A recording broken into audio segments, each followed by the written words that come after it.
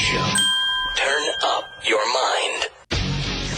Bipartisanship is such a rarity these days that when there is some, it's a big deal. And Democratic and Republican leaders agree that a rail strike would be devastating to the U.S. economy, and that's why they are scrambling to prevent one.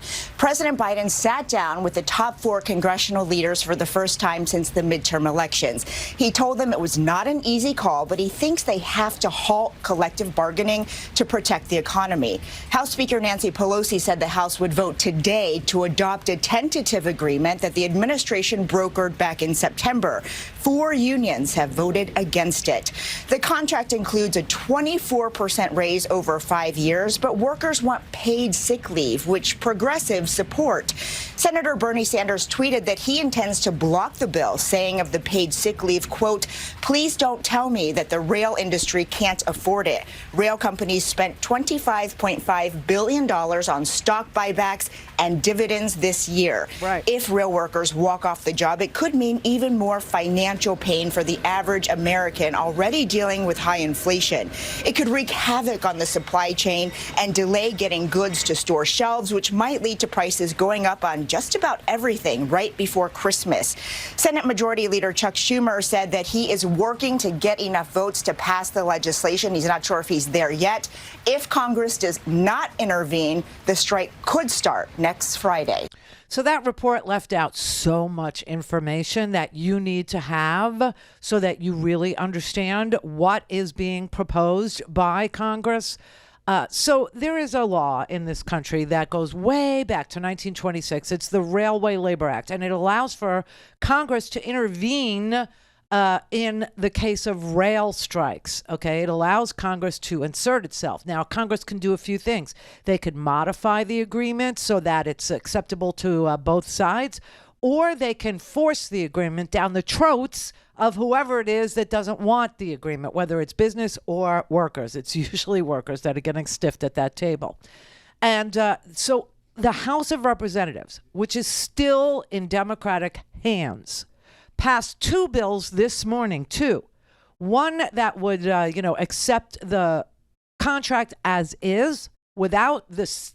The workers only asked for four paid sick days. That's all they asked for. 4 paid sick days. And CSX and Union Pacific and all these giant rail companies that BNSF made $6 billion in profits last year. That was 16% more than they made the year prior. Okay. So they have like record profits. I'm not talking about revenue. I'm talking about profits. Okay. And what did they spend their money on? Did they spend their money on their workers? Did they give them 4 lousy sick days paid? No. 4 lousy sick days paid would cost $688 million per year. Okay. They made $6 billion in profit. They spent $4.5 billion buying back their own stock, which used to be illegal because it kept the number of shares that were available to the general public for purchase way down. And you used to not be able to jack up your prices by buying your own stock. Well, you can do that now. Now, let me just show you something. BNSF, the parent company of that rail freight carrier, is part of the Warren Buffett's Berkshire Hathaway. Okay, and that's the parent company, and they spent $32 billion since last year buying back their own stock. Okay, that was declared a form of market manipulation until 1982. Okay, and now you can do it. Anyway, last week Warren Buffett added $1.38 billion to his net worth in a single day. That is twice as much money in a single day he made. That is twice as much money as it would cost to fund 15 paid sick days per year. Twice as much he took in profit. Not that he's a bad person. I'm just saying that is what stock manipulation can actually allow for.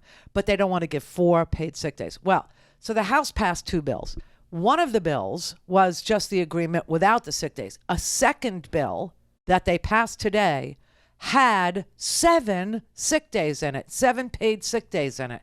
Now it goes to the Senate. Both those bills are going to go over to the Senate, and the Senate is going to have to decide which of these bills or both of these bills or what they want to do about these bills. Do they want to pass the one that doesn't have the 7 sick days in it, or do they want to pass the one that does? Or do they want to do nothing and allow for a rail strike? What's interesting is that Bernie Sanders, obviously, and Elizabeth Warren don't want to pass the bill without the sick days, without the paid sick leave. They think it's just barbaric because, in the 22 high developed nations, out of the 22 highly developed nations, the United States is the only one that does not require employers to provide paid sick leave to its workers. I mean, this is American exceptionalism at its worst. Yes. It's unbelievable. Spain, 16 days of paid sick leave. Belgium, a month of paid sick leave. The UK, 28 weeks of sick leave paid. Now, I told you yesterday, we had this piece of legislation called the Healthy Families Act. And if we would have passed the Healthy Families Act, there would have been a law that says that if you're a business and you have more than 15 full-time employees, you have to provide 7 paid sick days to your employees. I don't think that's so terrible. But anyway, that thing never passed.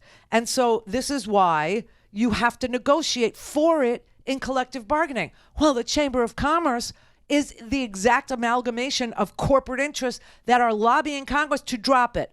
Get rid of the paid sick days. And all we're talking about is something they negotiated for at the table in order to not have a rail strike at Christmas time. And they asked for 4 days. And the corporation said, no,